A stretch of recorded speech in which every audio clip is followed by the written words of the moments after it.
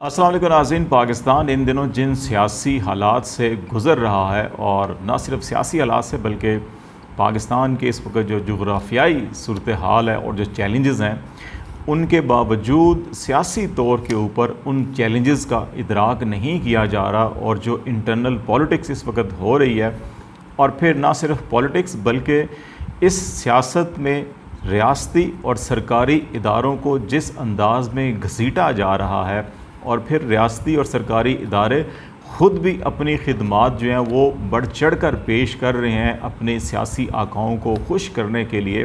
ऐसे हालात में बानी पाकिस्तान कायद-ए-आज़म मोहम्मद अली जिन्ना के मुझे दो पैगामात बड़े ज़ोर शोर से इन दिनों बार बार मेरे ज़हन में गर्दिश कर रहे हैं। एक, उन्होंने जो पेशावर में सरकारी अफसरों से बातचीत करते हुए जो सरकारी अफसरों को पैगाम दिया, वो बड़ा इंतहाई अहमियत का हामिल है। और उसको हमें ना सिर्फ हर रोज़ दोहराना चाहिए बल्कि उसको तमाम तालीमी निसाब और तमाम जो सिविल सर्विसेज अकेडमीज़ के अंदर जो बार बार अफसरों के प्रमोशन कोर्सेज़ होते हैं उनके अंदर भी शामिल करना चाहिए। बल्कि अगर सरकारी अफसरों के दफातर में कायद-ए-आज़म की तस्वीर के साथ इस पैगाम को भी जल्दी हरूफ में लिख कर आवेज़ा किया जाए तो कोई कबात नहीं होगी। ये पैगाम जो है ये कायद-ए-आज़म ने अप्रैल 48 ये 14 अप्रैल 1948 को पेशावर में अपने क़याम के दौरान वहाँ पे सरकारी अफसरों से बातचीत की थी। उसका जो इक़्तिबास है वो आपसे शेयर करेंगे। और फिर इसके साथ साथ जो पाकिस्तान की सियासत में मुसल्लह अफ़वाज का किरदार रहा है उसको जो पेश नज़र रखते हुए मुझे कायद-ए-आज़म मोहम्मद अली जिन्ना का जो 14 जून 1948 को कोयटा में staff college, command and staff college जो है, वहाँ पर जो फ़ौजी अफसरों से उनकी गुफ्तगू थी और वहाँ पे जो फ़ौजी अफसरों को उन्होंने पैगाम दिया वो भी याद आता है बार बार।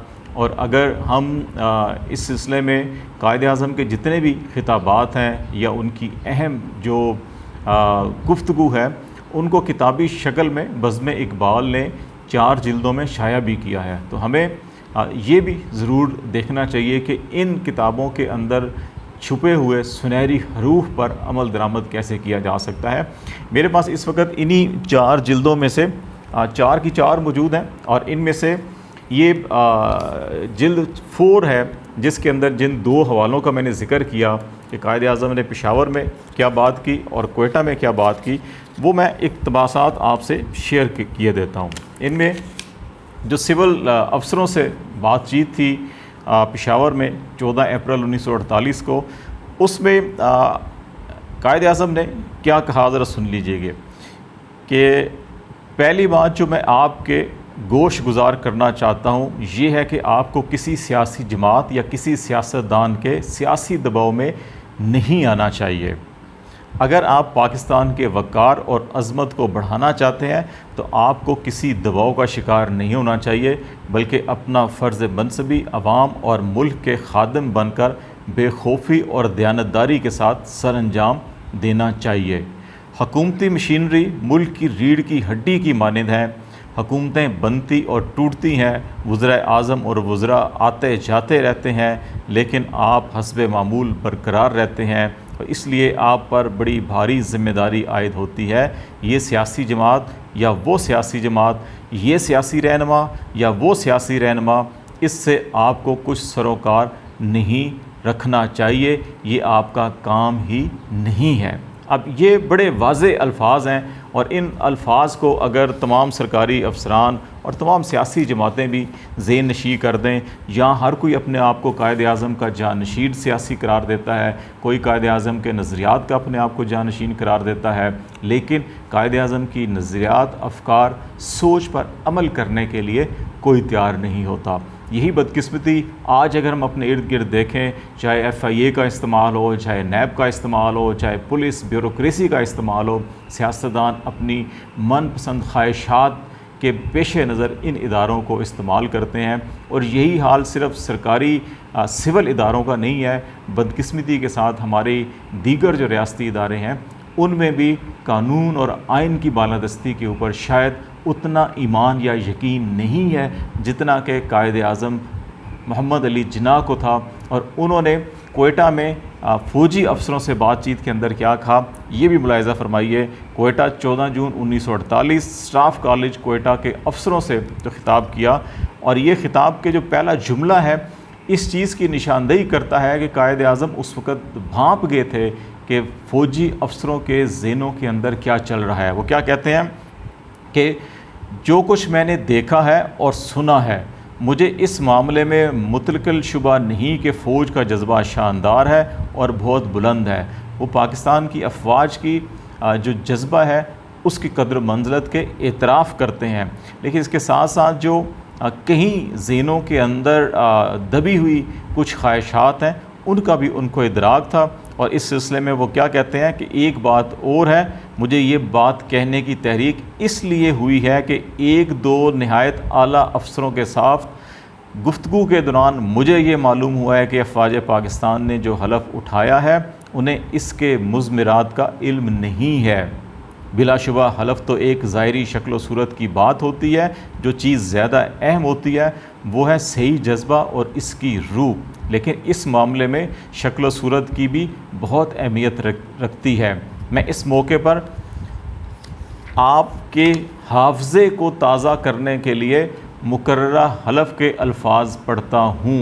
यहाँ पे कायद आज़म मोहम्मद अली जिन्ना ने उस वक़्त जो पाकिस्तान फ़ौज के स्टाफ कॉलेज कोयटा के अफसर थे उनको वो हलफ पढ़ कर सुनाया जो आईन पाकिस्तान में दर्ज था, और वो क्या था, मैं खुदा को हाजिर नाजिर जानकर अहद करता हूँ कि मैं आइन और मुमलकत पाकिस्तान का वफ़ादार रहूँगा।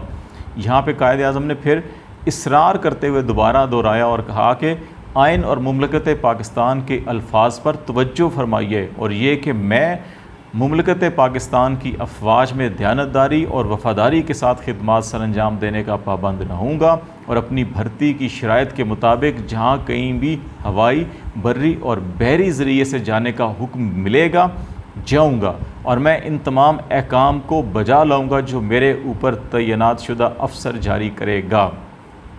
मज़ीद ये हलफ पढ़ने के बाद कायद आज़म ने जो अल्फाज के वो तारीख़ में सुनहरी हरूफ में लिखे गए, लेकिन बदकिस्मती से उनके ऊपर उस तरह से अमल नहीं हुआ। कायद आज़म फरमाते हैं कि जैसा कि मैंने अभी कहा है, असल बात तो जज्बा है। मैं ये बात कहना चाहता हूँ कि जब आप ये कहते हैं कि मैं मुमलकत के आइन का वफ़ादार रहूँगा, तो आप इस आइन का मुताला करें जो फ़िल वक्त पाकिस्तान में नाफिजुल अमल है, और इसके हकीकी और कानूनी मुज़मिरात को समझें। ये वो बात है जो कायद आज़म मोहम्मद अली जिन्ना ने पाक फ़ौज के अफसरों और सरकारी अफसरों से दो ही बातें कहीं। इनका लबे लुबाब जो है सरकारी अफसरों से ये कहा कि आप किसी सियासी जमात के या किसी सियासी कायद के आलाकार मत बने, आपको कोई सरोकार नहीं होना चाहिए कौन सी सियासी जमात आ रही है, कौन सी सियासी जमात जा रही है। आपको मुल्क पाकिस्तान और इसके अवाम का खादिम बनकर कानून के दायरे के अंदर रहते हुए अवाम की खिदमत करनी चाहिए।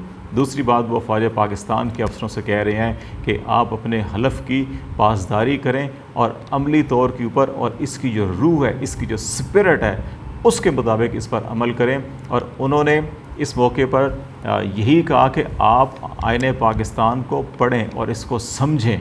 यही आज के हालात में अगर हम देखें तो कायद आज़म के ये दोनों पैगाम आज भी हमारी सिविल और मिलिट्री ब्यूरोक्रेसी के लिए इंतहाई अहम और नागुज़ीर हैं। अगर हमने कायद के इन पैगामात पर अमल ना किया तो फिर हम जिस तनज़्ज़ुली की गहराई की तरफ तेज़ी से हमें धकेला जा रहा है, हमें कोई नहीं रोक सकेगा। हमारी ये कोशिश होनी चाहिए कि हम आईन पाकिस्तान और कानून की बालादस्ती के लिए तमाम अफराद को, तमाम इदारों को, रियासती सरकारी इदारों को, सियासी जमातों को, सिविल सोसाइटी को, दानिशवरों को, ज़राए अबलाग के नुमाइंदों को कानून और आइन की बालादस्ती की बात करनी चाहिए। और कानून और आइन को किसी शख्स की, किसी फ़र्द की, किसी जमात की या किसी गिरोह की बालादस्ती के लिए हरगिज़ इस्तेमाल नहीं करना चाहिए, और ऐसे रवैयों की हौसला शिकनी करनी चाहिए। यही कानून और आइन और तख्लीक़ पाकिस्तान और पाकिस्तान के बानियान का मकसद था।